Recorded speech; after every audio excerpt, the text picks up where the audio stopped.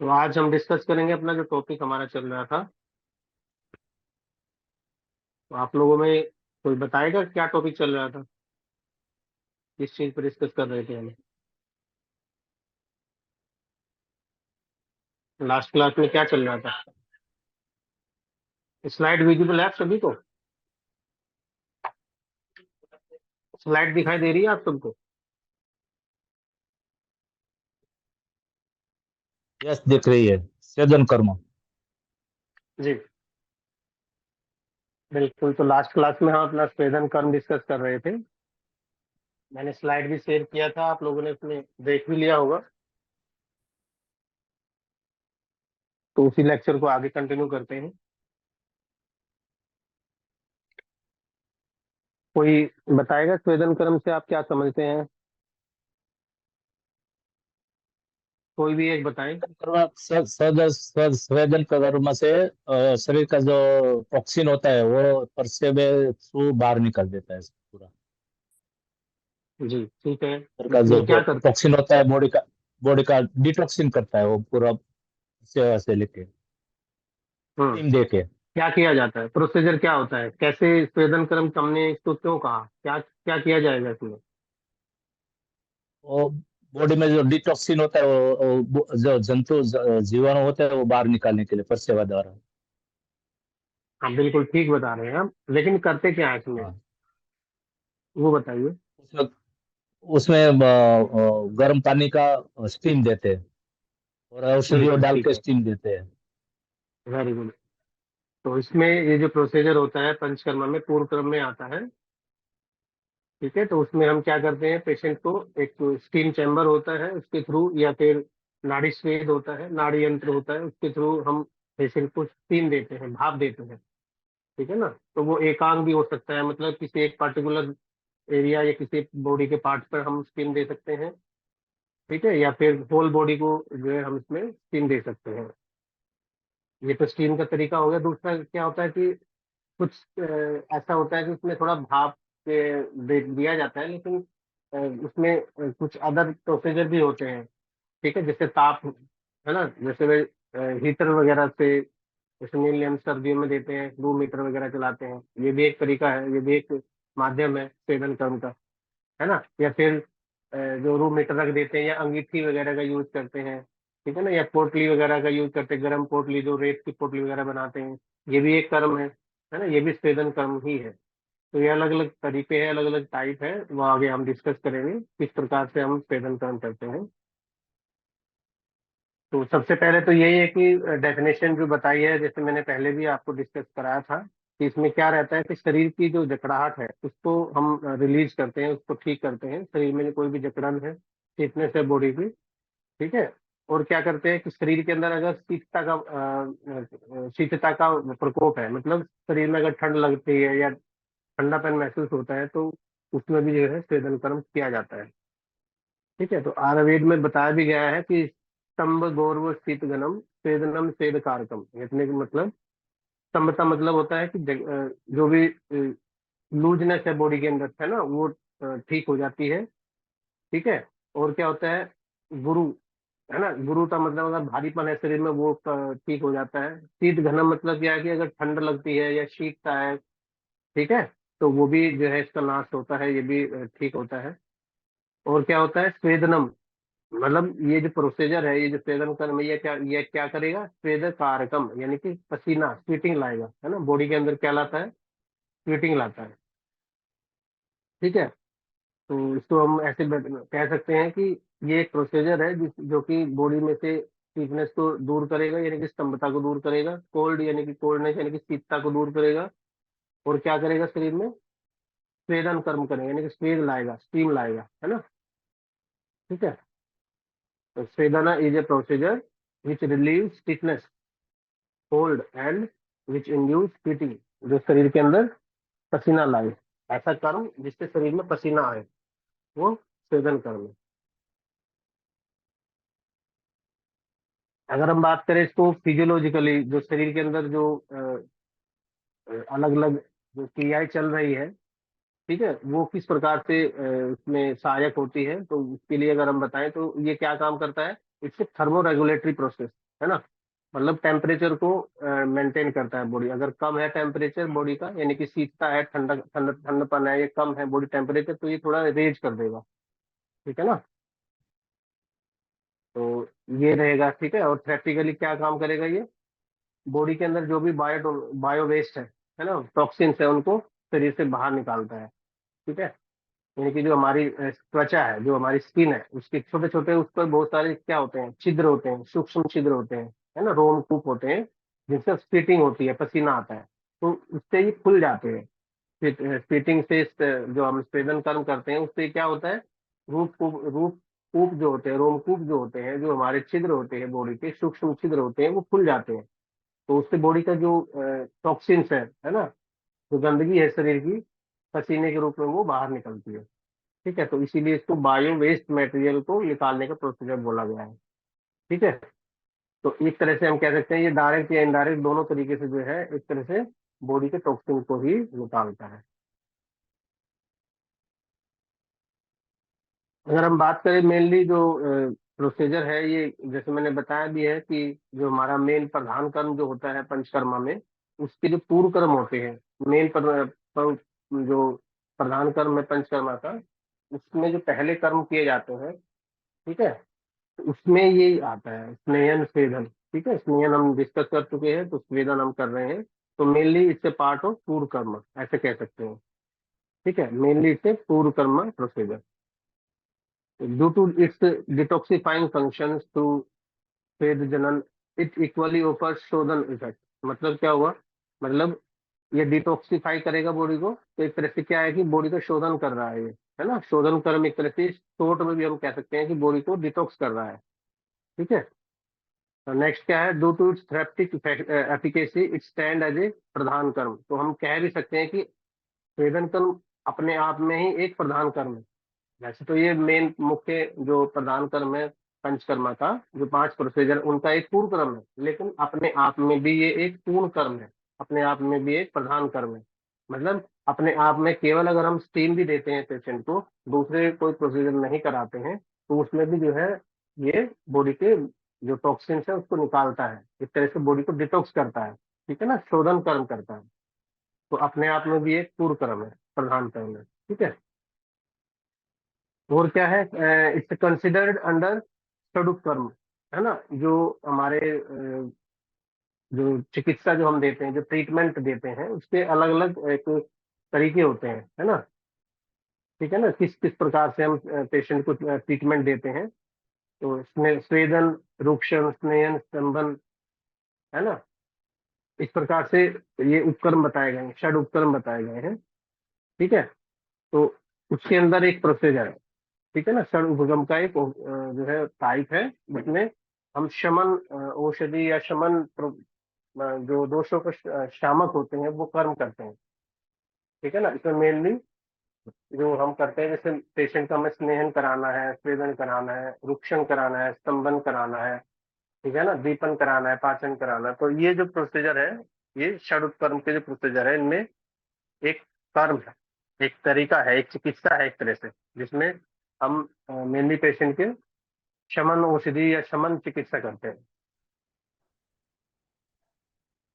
ठीक है। तो वैन यूज फॉर साध्य व्याधि, मतलब जब इस जो सेदन कर में हम उसको इस प्रकार से यूज कर सकते हैं, जो केवल जो है सेदन से ही साध्य हो जाती है ना। आपने देखा भी होगा कि जब सर्दी की बात अगर हम करते हैं, तो अगर हमें ठंड लग रही है, तो हम उसमें कुछ नहीं करें, अगर हमें जो है सेकने को कुछ मिल जाए, है ना, या फिर रूम हीटर मिल जाए, तो हमें कितना रिलैक्स मिलता है, ठीक है। तो वो केवल स्वेदन कर्म से ही हम उसमें रिलीफ मिल जाता है हमें। और नेक्स्ट अगर हम बात करें, जैसे अगर हमें पेट में दर्द है ना, या छोटे बच्चे होते हैं पेट में दर्द है, तो अगर हम उसमें स्वेदन कर्म करते हैं, जैसे पानी की बोतल गर्म करके उसकी सिकाई करते हैं, तो उससे भी बहुत आराम मिल जाता है। तो ये अपने आप में ही जो है एक चिकित्सा की तरह काम करती है, ठीक है ना। तो अपने आप में जो है एक कर्म है, प्रधान कर्म की तरह काम करता है स्वेदन कर्म, ठीक है। अब बात करते हैं कि इसकी जो टर्मिनोलॉजी है स्वेदन कर्म, ठीक है, वो किस प्रकार से हम उसमें वो अप्लाई होती है। तो आफ्टर गिविंग स्नेहन या स्नेहपान, है ना, जो पेशेंट का हम प्रधान कर्म या कोई भी जो पंचकर्मा का जो प्रोसीजर हम इसमें कराते हैं, तो उससे पहले जो पूर्व कर्म करते हैं, जैसे अगर हमें पेशेंट का वमन कर्म प्लान करना है, तो सबसे पहले तो हम उसकी जो है शमन चिकित्सा जो इसमें रहती है वो चलाते हैं, है ना। ठीक है, और क्या करते हैं उसमें, पूर्व कर्म में क्या करते हैं, दीपन पाचन, उसकी जो है जठराग्नि जो रहती है उसको ठीक करते हैं, है ना। जिससे क्या रहता है कि मेनली जो दोष होते हैं, ठीक है, जो टॉक्सिन्स होते हैं बॉडी के अंदर जो सभी जगह फैले हुए हैं, उनको जो है मूवमेंट उनको देकर हम जो अपने कोस्ट में लाते हैं, ठीक है ना। जो हमारी अदर जो बॉडी पार्ट्स है, स्किन है, ठीक है ना, या जो भी हमारी 7 जो भी धातुज बताए गए, सप्त धातुज जो बताई गई है, ठीक है, उनमें फैले हुए होते हैं। ठीक है, जब हम अपना स्नेहन छेदन या पूर्वक्रम करते हैं, तो उससे क्या होता है, दोषों को हम अपने मेन जो हमारा सिस्टम होता है, मेन जो हमारा महास्रोतस है, यानी कि मेन जो हमारा पाचन तंत्र है, ठीक है ना, अन्न वैश्य होता है, जो पाचन तंत्र जो हमारा है उसमें लेके आते हैं इनको। वो उसके लाने के क्या तरीके हैं, जो पूर्व कर्म करते हैं, स्नेहन स्वेदन, ठीक है। तो स्नेहपान करा देंगे, स्नेहन कर्म जिसमें भी स्नेहन अभ्यंगम, ठीक है ना, पत्र पिंड पोटली मसाज वगैरह कराते हैं, शिरोधारा कराते हैं। तो ये स्नेहपान कराते हैं, है ना, उसको पीने के लिए देते हैं, है ना, घृत या तेल जो भी इसको बताया गया है। तो ये स्नेहन कर्म हो गया, और उसके बाद स्वेदन कर्म जब हम करते हैं, तो उसको जो है अपने कोष में लेके आते हैं दोषों को, ठीक है, ताकि उसकी जो भी जो अलग अलग जो बॉडी पार्ट्स उसमें जो भी स्टोटस ऑब्स्ट्रक्ट है, ठीक है, जहाँ भी मतलब स्वेलिंग है या सूजन है या कुछ भी जो हमारे सिम्टम्स आ रहे हैं, दोष अपना जो है लक्षण दिखा रहे हैं, तो उनको पिघलाकर उनको लिक्विफाई करके जो है स्नेहन स्वेदन से अपने कोष में लेके आते हैं, ठीक है ना। कोष यानी कि आमाशय, यानी कि हमारा जो स्टमक एरिया होता है उसमें लेके आते हैं अगर हमें वमन कराना है। ठीक है, तो इस प्रकार से वो जो है लिक्विफाई होकर बॉडी में, स्टमक में आ जाते हैं, और फिर मेन जो प्रधान कर्म होता है, जो हमें वमन कर्म करते हैं, तो उसके थ्रू जो है वोमिटिंग के थ्रू उनको बाहर कर दिया जाता है। ठीक है, जो दोष होते हैं उनको बाहर कर दिया जाता है।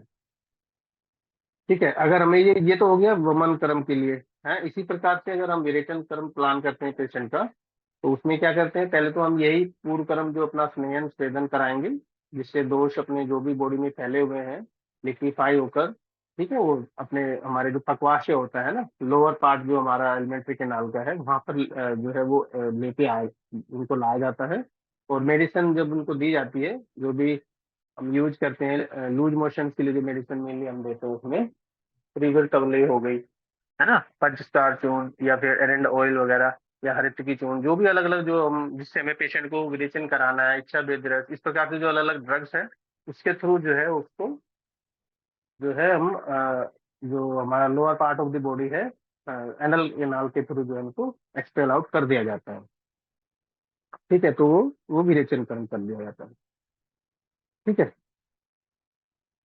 अब बात करते हैं कि ये जो पूर्व कर्म है इसमें स्नेहन स्वेदन क्यों किया गया, तो उसको क्या फायदा है, तो उसमें बताया भी गया है, तो आचार्य चरक ने जैसे हमें बताया भी है कि अगर हम उसमें स्नेहन कर्म करते हैं तो क्या फायदा होगा। स्निग्ध से सूक्ष्म आयनेषु लीनम स्वेदस्तु दोषम नयति द्रवतम, मतलब क्या हुआ कि स्निग्ध करने से, यानी कि उसमें जो हम इसमें स्नेहपान करा रहे हैं, स्नेह उसको दे रहे हैं, अभ्यंगम वगैरह हमने दिया है, उससे उससे क्या रहेगा कि जो हमारे सूक्ष्म छिद्र है, तो सूक्ष्म जो स्रोतस है शरीर के, जहाँ भी दोष फैले हुए हैं, वहां तक जो है वो पहुंच जाते हैं मेडिसिन। ठीक है, और वहां पर जो चिपके हुए जो दोष है, जो भी मतलब वहां पर ऑब्स्ट्रक्ट एरिया, ऑब्स्ट्रक्टेड जो दोष है, जो टॉक्सिन्स है, उनको भी जो है निकाल के जो है वो स्वेद के थ्रू जो है वो बॉडी में जो है इनको लिक्विफाई करके इकट्ठा कर दिया जाता है, और वो ताकि वो इजिली बॉडी से एक्सपेल आउट कर दिए जा सके। ठीक है, तो स्नेहन स्वेदन इस प्रकार से जो है ये भूमिका निभाते हैं। उसके बाद बात करते हैं कि इसमें जैसे बताया गया है कि most of the heat generated by deep organs, है ना। देखा भी होगा आपने कि जैसे अगर हम रक्त मोक्षण करते हैं या ब्लड लेटिंग करते हैं, तो हमारा जो ब्लड निकलता है वो भी गर्म निकलता है ना। आपने फील भी किया होगा कि थोड़ा सा गर्म होता है। तो वो क्यों होता है, क्योंकि जो हमारी ब्लड चैनल्स है, बॉडी का जो पूरा सर्कुलेटरी सिस्टम है, जिसमें हार्ट इन्वॉल्व है ना, ब्रेन मसल्स वगैरह जो भी है, तो वो सभी अपने अपने लेवल पर भी काम करती है, अपने लेवल पर भी हीट जनरेट करती है। ठीक है ना, अपने लेवल पे हीट जनरेट करती है, जिसकी वजह से जो है गर्माहट शरीर के अंदर बनी रहती है। ठीक है ना। और क्या रहता है कि जो भी हमारी बॉडी के अंदर जो भी रासायनिक क्रिया चलती है, मेटाबॉलिज्म जो चलता है, ठीक है ना, जो हमारे जो कोशिकाएं होती है ना, जो कोशिकाएं जो सेल्स होती है, उसके लेवल पे भी रेस्पिरेशन चलता रहता है, मेटाबॉलिज्म चलता रहता है, तो वहां भी हीट जनरेट होती है। ठीक है ना, क्योंकि वो भी रिस्पायर करती है, बॉडी की जितनी सेल्स होती है। जैसे भाई हमारी कार्डिक मसल्स हो गई, है ना, कार्डिक मसल्स की अलग से सेल्स होती है, स्केलेटल मसल्स हो गई, ठीक है ना, बोन्स की अलग से सेल्स होती है, ओस्टोब्लास्ट या ओस्टोक्लास्ट, जो भी मतलब कैटाबॉलिक और एनाबॉलिक प्रोसेस जो करती है, मेटाबॉलिक फंक्शन जो करती है, उसमें हीट प्रोड्यूस होती है बॉडी के अंदर। ठीक है, तो वो भी अपने आप में एक तरह से स्वेदन कर्म ही है। ठीक है ना, उससे क्या होता है कि जो उसकी गंदगी है, सेल्स के अंदर जो रेस्पिरेटरी प्रोडक्ट्स जो बच जाते हैं, उसको भी जो है वो बाहर निकालती है। ठीक है ना, जो हमारा सेल्स होती है, जो कंपार्टमेंट होता है, जो कोशिका होती है, उसके बाहर का जो इन्वायरमेंट होता है ना, जिसको एक्स्ट्रा सेलुलर स्पेस बोलते हैं, है ना, वहां पर जो है उसका एक्सचेंज होता है, जो उसकी गंदगी होती है, जो भी टॉक्सिन्स होते हैं, वो बाहर एक्सपेल आउट करती रहती है। ठीक है ना, तो उस लेवल तक जो है स्वेदन कर्म को हम अपना जो है विजुअलाइज कर सकते हैं। तो उस लेवल तक जो है स्वेदन कर्म कर्म करता है। ठीक है ना। और बात करते हैं कि जो भी स्वेदन कर्म होता है, उसका जो हम उसका जो आउटकम है वो क्या रहेगा, है ना, मैकेनिज्म है एक तरफ और एक तरफ आउटकम है। ठीक है ना। तो मैकेनिज्म में अगर बात करें तो उसमें क्या रहता है, modulation of the physiology of the thermoregulation, मतलब जो बॉडी का जो थर्मोरेगुलेटरी मैकेनिज्म है, ठीक है ना, जो सेलुलर लेवल पे भी हो रहा है, ठीक है ना, टिश्यू लेवल पे हो रहा है, ऑर्गन लेवल पे हो रहा है, मतलब पूरी बॉडी एक तरह से अपने आप ही जो है एक स्वेदन कर्म कर रही है, अपने आप ही एक थर्मोरेगुलेटरी प्रोसेस को मेंटेन कर रही है, ताकि बॉडी के अंदर कोई भी टॉक्सिन्स वगैरह जो है इकट्ठे ना हो, उसको बाहर निकलते रहेंगे, है ना। बाहर किससे निकलेंगे, जो हमारा जो फ्लूइड मैकेनिज्म है ना, जो सीरम है, ब्लड है, ठीक है ना, उसके थ्रू जो है वो सेल्स से या फिर टिश्यू से बाहर आते हैं। और फिर बाहर आकर कहाँ जाते हैं, स्किन की तरफ जाते हैं, क्योंकि स्किन के थ्रू ही जो है उसका जो है वो होना है, वेपरेशन होना है ना। स्वेदन स्वेदन किससे होता है, स्किन से ही होता है। ठीक है, तो स्किन के लेवल पे जो है आकर वो स्वेटिंग के थ्रू जो है बाहर निकलते हैं गंदगी। ठीक है, जो शरीर के जो टॉक्सिन्स होते हैं वो स्वेटिंग के थ्रू फिर बाहर निकलते हैं। तो ये मैकेनिज्म चल रहा है। दूसरी तरफ क्या रहेगा कि इसमें एनहेंस स्वेटिंग, मतलब क्या होगा कि फिर स्प्लिटिंग हो जाती है, उसको ना बढ़ जाती है स्प्लिटिंग उस केस में। डिक्रीज प्लाज्मा वॉल्यूम, उससे क्या होगा कि जो हमारा जो फ्लूइड मैकेनिज्म है उसमें क्या रहेगा, वो कम हो जाएगा, क्योंकि पसीना अगर आता है पेशेंट को, जो किसी को भी पसीना आता है, तो क्या रहता है, इस तरह से बॉडी का जो फ्लूइड मैकेनिज्म है उसमें कहीं ना कहीं जो है कमी आई, है ना, तो प्लाज्मा वॉल्यूम डिक्रीज होता है। ठीक है ना, उससे क्या होगा, डिक्रीज होने से जो हमारा जो जो हमारे ब्लड कंपोनेंट होते हैं, ठीक है ना, जिसके अंदर क्या रहती है, आरबीसी रहती है, रेड ब्लड सेल, डब्ल्यूबीसी रहती है, व्हाइट ब्लड सेल, प्रोटीन्स रहते हैं, है ना, वो इस तरह से क्या हो जाएंगे, घने हो जाएंगे, मतलब उनकी जो उनकी जो क्वांटिटी है, ठीक है ना, उनकी जो क्वांटिटी है एज कम्पेयर टू फ्लूइड, वो ज्यादा हो जाएगी। वो ज्यादा क्यों महसूस होगी, क्योंकि एक्स्ट्रा जो फ्लूइड है वो बाहर निकल गया, है ना, तो एक तरह से उनका जो वॉल्यूम है वो इंक्रीज हो जाएगा, डब्ल्यूबीसी प्रोटीन लेवल्स इंक्रीज हो जाएंगे। ठीक है, तो इंक्रीज प्लाज्मा ऑस्मोटिक प्रेशर, उससे क्या होगा कि जो बॉडी का जो हमारा जो प्लाज्मा ऑस्मोटिक प्रेशर है, मतलब बॉडी का खुद का एक प्रेशर डेवलप हो जाएगा। जो हमारा फ्लूइड कंपार्टमेंट जो रहते हैं, वो एक तरह से प्रेशर डालेंगे, ताकि जो जो बॉडी के अंदर, जो खून के अंदर जो जो हमारा जो फ्लूइड है, जो कि उस सेल्स के थ्रू जो टॉक्सिन लेके आ रहा है, ठीक है, वो एक्सपेल आउट हो सके। ठीक है ना, जब वो बढ़ जाएंगे तो वो बाहर की तरफ प्रेशर डालेंगे, है ना, जो हमारी ब्लड वेसल्स होती है, उसमें तो हमारा फ्लूइड या जो ब्लड होता है वो फ्लो करता है। ठीक है, जब उसमें से वो एक्सक्रीट हो जाएगा, जब वो निकल जाएगा, सीरम में आ जाएगा, सीरम से फिर वो स्किन की तरफ आएगा, स्किन की तरफ आने के बाद जब वो प्रेशराइज होगा, प्रेशर लगेगा, तो वो क्या होगा फिर, वो स्किन की तरफ आने के बाद स्वीटिंग के थ्रू बाहर निकलता है ना। स्वीटिंग के थ्रू जो पसीना आता है उसके थ्रू जो टॉक्सिन्स होते हैं उसका एक्सचेंज होने के से वो बाहर निकल जाता है। तो ये पूरा प्रोसीजर होता है जिससे बॉडी के टॉक्सिन जो है रिलीज होते हैं, और जो स्वेदन कर्म है वो एज ए डिटॉक्सिफिकेशन काम करता है। ठीक है, उसके बाद जो बात करेंगे कि जो हीट जनरेशन जो हुई है बॉडी के अंदर, उसका वो किसके, उसका जो है क्या उसका फ्रूटफुल क्या रहेगा, तो उससे क्या रहेगा कि acceleration of the heat generation, मतलब क्या हुआ कि जो मैकेनिज्म पूरा ओवरऑल हो रहा है कि बॉडी के अंदर जो टिश्यू लेवल पर, सेल्स लेवल पर जो टॉक्सिन्स है ना, जो भी एक तरह से हम कह सकते हैं कि जो बाई प्रोडक्ट्स है ना, बाई प्रोडक्ट यानी कि जो रेस्पिरेटरी, जो जो इस तरह से सेल्स रेस्पायर कर रही है, सेल का खुद अपने लेवल पर जो मेटाबॉलिज्म है and उसका भी तो कुछ एक जो है रेजिडुअल मास बचता है ना, रेजिडुअल सब्सटेंस बचते हैं जो कि शरीर में अनवांछनीय होते हैं, जो शरीर में नहीं चाहिए।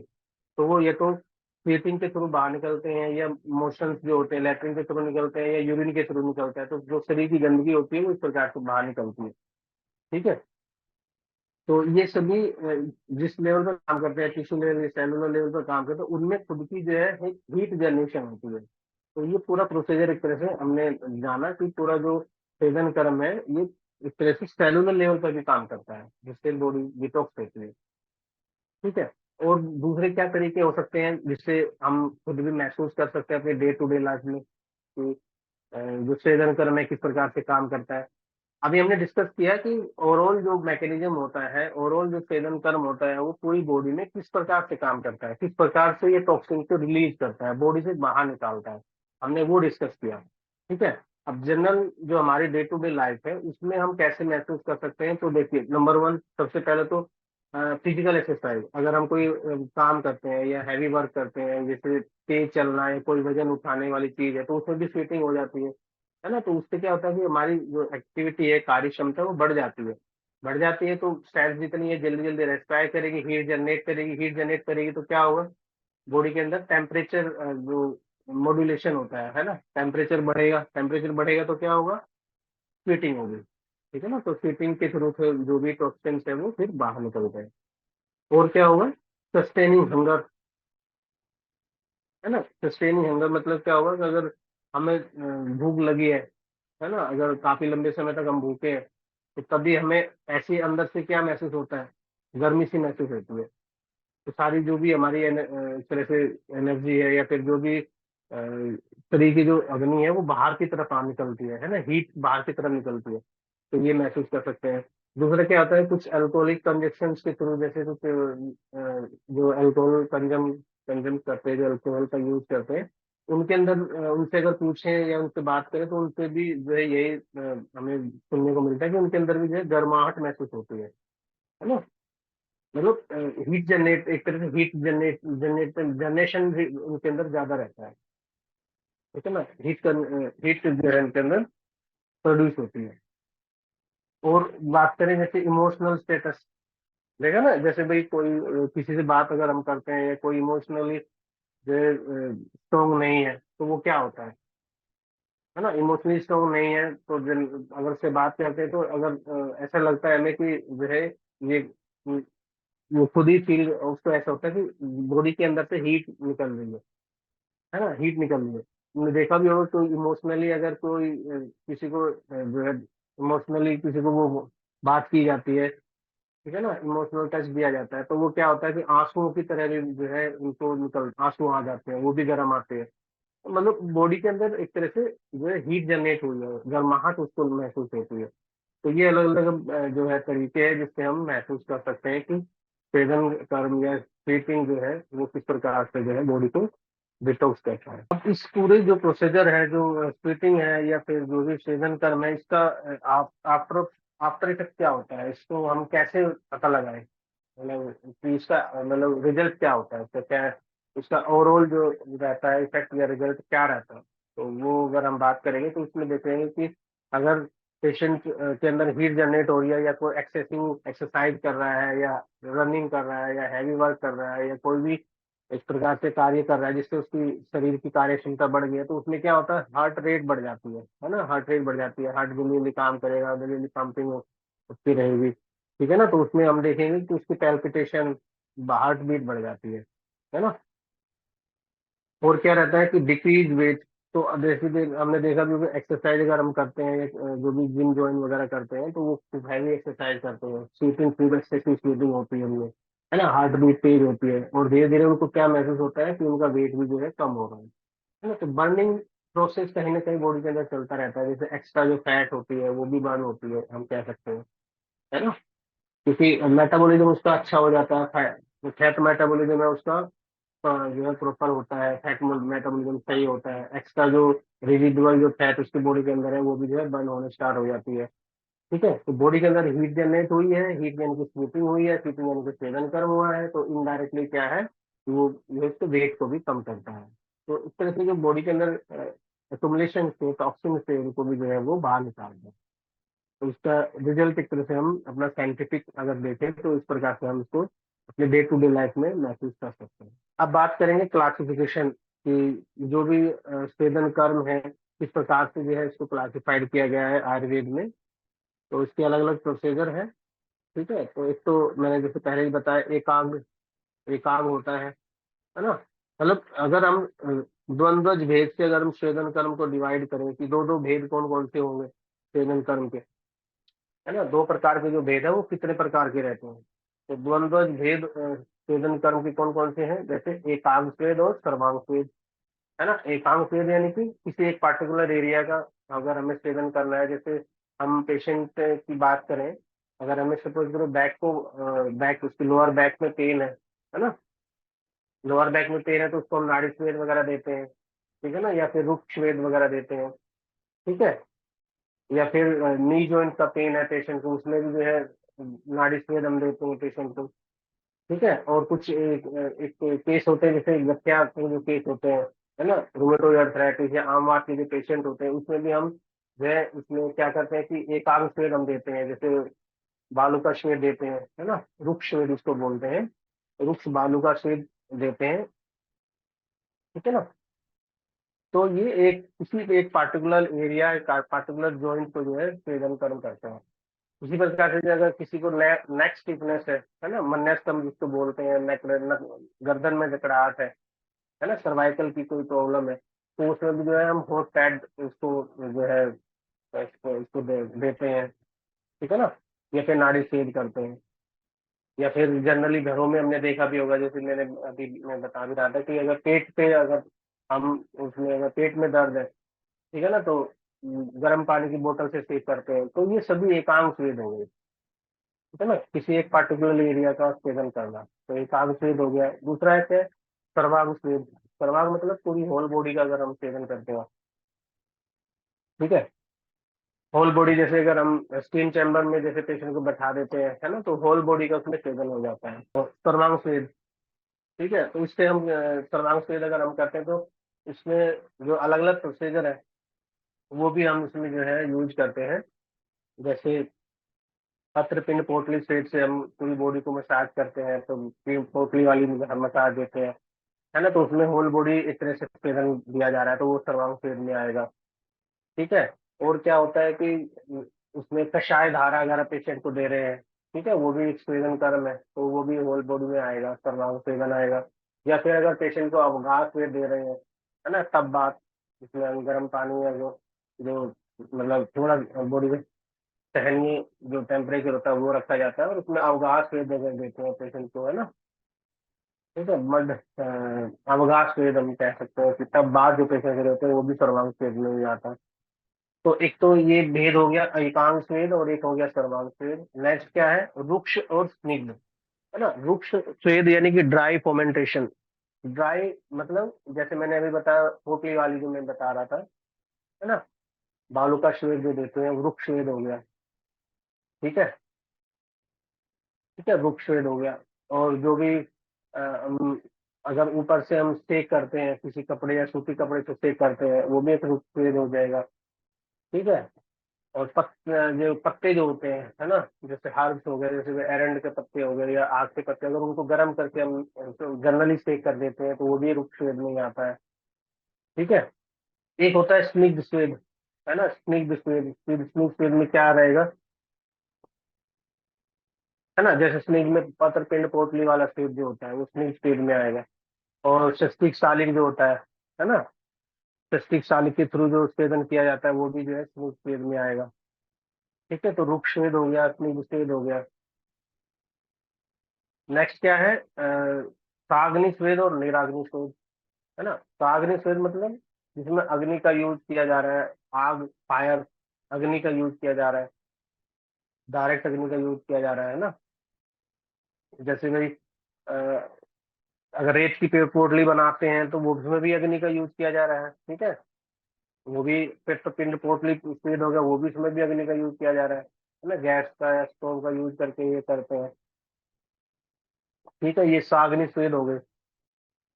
ठीक है, और अगर हम ताप दे रहे हैं पेशेंट को, जैसे अंगीठी है ना, अंगीठी जो होती है, ये कोयले की जो ताप देते हैं पेशेंट को। ठीक है, जैसे सर्दियों में हम करते हैं। ठीक है, वो भी अग्नि का यूज किया जा रहा है इसमें, मतलब ऐसा स्वेद जिसमें अग्नि का यूज किया जाता है वो साग्नि स्वेद कहलाता है। दूसरा है निराग्नि स्वेद। निराग्नि स्वेद मतलब जिसमें अग्नि का यूज नहीं किया जा रहा है, फिर भी जो है एक तरह से वो स्वेदन कर्म करता है। तो वो उसके एग्जाम्पल क्या क्या है, जैसे भाई अगर पेशेंट को जो है हम गर्म कपड़े पहना दें या गर्म कपड़े उड़ाकर उसको लिटा दें, है ना, एकांत रूम में, मतलब ऐसे किसी एक रूम में जहाँ हवा ना लगे, तो उसको हम अगर भारी कपड़े कंबल वगैरह उड़ा देते हैं पेशेंट के, तो उसको स्वेटिंग होने लगती है ना। तो ये भी जो है इसमें हम अग्नि का तो यूज नहीं कर रहे हैं, तो ये जो है नीराग्नि स्टेज में आएगा। ठीक है, और क्या होता है कि जो नीराग्नि स्टेज और क्या आता है, कुछ उसको जो है ना, अ, अगर हम उसमें क्या कर दें, जैसे भाई अगर हम सूर्य के ताप, है ना, किरणों में अगर, मतलब सूर्य सूर्य की किरणों में अगर उसे बैठाएं, है ना, तो बोले कि धूप में बैठना है ना, धूप धूप में बैठना है, तो वो भी एक तरह से ताप होता है, वो भी सेदन होता है। धूप में बैठाने, पेशेंट को धूप में बैठाना है 15-20 मिनट हम ऐसे बोलते हैं। ठीक है ना, तो ये एक है निराग्नि का एक भेद है ना। धूप में बैठा दिया पेशेंट को, कोई वस्त्र, भारी वस्त्र कोई उड़ा दिए। ठीक है, और क्या हो सकता है निराग्नि का स्रोत जिसमें डायरेक्ट अग्नि का यूज नहीं हुआ हो, है ना। तो उसमें क्या होता है, कुछ ऐसे जैसे अभी कुछ पेय पदार्थ होते हैं। ठीक है, जैसे भाई अगर हम बात करें बहुपान, बहुपान मतलब एक तरह से बहुपान मतलब होता है कि कोई ऐसी चीजें जो पीने से पेशेंट में गर्मी महसूस हो, जैसे कि अल्कोहल का यूज हो गया, है ना। अगर पेशेंट ऐसे होते हैं जो कि जो अल्कोहल जिसको जो है, जो अल्कोहल का यूज करते हैं, तो वो भी कहते हैं कि हाँ जो है उसको गर्मी महसूस हो रही है। अधिकतर जो है केसों में ऐसे देखा जाता है ना। या कुछ पानी, गर्म पानी, है ना, गर्म पानी पिला दिया। ठीक है, उष्णोदक जिसे बोला जाता है। तो ये सभी तरीके जो है ये निराग्नि स्वेद के तरीके हैं। ठीक है, तो तीन प्रकार से डिवीजन इसमें हमने देखा द्वंद्वज भेद से, जिसमें दो दो भेद बताए गए हैं। एक तो हो गया एकांग स्वेद, एक हो गया सर्वांग स्वेद, एक हो गया रुक्ष स्वेद, एक हो गया स्निग्ध स्वेद। ठीक है, एक हो गया साग्नि स्वेद, एक हो गया निराग्नि स्वेद। इस प्रकार से तीन प्रकार के भेद है, जो कि दो दो दो भेद इसके बताए गए हैं। नेक्स्ट क्या है, जैसे भी यही वाला हम कंटिन्यू कर रहे हैं, जिसमें द्विविध जो स्वेद है वो बताए गए हैं, जैसे संशमनीय और संशोधनीय। संशमनीय और संशोधनीय। ठीक है, ये किसके बेस पर है, ये बेस पे ये है हमारा शोधन कर्म और शमन कर्म के बेस पर दो भेद बताए गए हैं। एक है संशमनीय स्वेद, एक है संशोधनीय स्वेद। संशमनीय स्वेद मतलब अगर दोषों को शरीर से बाहर ना निकाले, शरीर के अंदर ही इनको जो है शांत कर दे। ठीक है ना, अगर मतलब यही है कि इसको पूर्ण क्रम या स्नेहन स्वेदन करा दिया, पेशेंट को मेडिसिन वगैरह दे दिए, तो ये संशमन से हमने उसके दोषों को शांत कर दिया है। ठीक है, अगर बढ़े हुए थे तो उनको हमने शांत कर दिया, शरीर के अंदर ही है लेकिन शांत कर दिया। तो ये भी एक स्वेदन कर्म जो होता है इसमें, ये जो है ये संशमनीय स्वेद बोला जाता है। एक दूसरा होता है संशोधन, मतलब ऐसा शोधन, ऐसा स्वेद जब दिया जाता है जिससे बॉडी के जो टॉक्सिन्स है वो शरीर से बाहर निकाल दिए जाए, है ना। डिटॉक्सिफिकेशन अगर हम करते हैं, शोधन कर्म करते हैं, जिसमें प्रधान कर्म पंचकर्मा के जो प्रोसीजर होते हैं वो इन्वॉल्व होते हैं, और उसमें जो प्रोसीजर किए जाते हैं वो संशोधन स्टेज में के थ्रू किए जाते हैं। नेक्स्ट है ऑन द बेसिस ऑफ बल ऑफ रोगी, मतलब जो रोगी है, जो पेशेंट है, उसकी जो है उसकी जो कैपेसिटी वो कितनी है, कैसी है ना, उसका बल कैसा है, मतलब वो डिजीज को जो सहन कर पा रहा है या फिर छोटी सी डिजीज को ही जो है वो बहुत बड़ी डिजीज समझता है, मतलब ये पेशेंट पे डिपेंड करता है। पेशेंट की जो एनालाइजिंग पावर है, बॉडी की जो कैपेसिटी है, जो उसकी सोच है, जो उसके शरीर की जो क्षमता है, वो किस प्रकार से है, तो उसके आधार पर ही जो है जो जो स्वेदन है वो बताया गया है। तो वो किस प्रकार से है, जैसे ये है महान स्वेद, मध्यम स्वेद और मृदु स्वेद, है ना। अगर पेशेंट का जो है अच्छा सत्व है, अच्छा बल है, तो उसको हम जो है हीटिंग जो स्वेदन कर्म है वो अच्छा उसको स्वेद दे सकते हैं। अगर उसकी कैपेसिटी कम है, वो हीट कम सहन करता है, तो उसको हम कम देंगे, है ना। और कुछ ऐसा होता है कि जिसको बहुत ही ज्यादा जो है हम जो है स्टीम नहीं दे सकते या हम सेवन नहीं कर सकते, तो वो जो है मृदु स्वेद के लिए जो है उसमें हम बताते हैं कि इसको मृदु स्वेद देना होता है। ठीक है, तो ये तो हो गया जो रोगी होता है उसके बल के आधार पर, है ना, ऑन द बेसिस ऑफ बल ऑफ द रोगी, कैसा रोगी का बल है। एक इसी प्रकार से होता है जो डिजीज होती है ना, डिजीज के अकॉर्डिंग भी जो है स्वेदन कर्म होता है कि अगर डिजीज बड़ी है या एरिया या फिर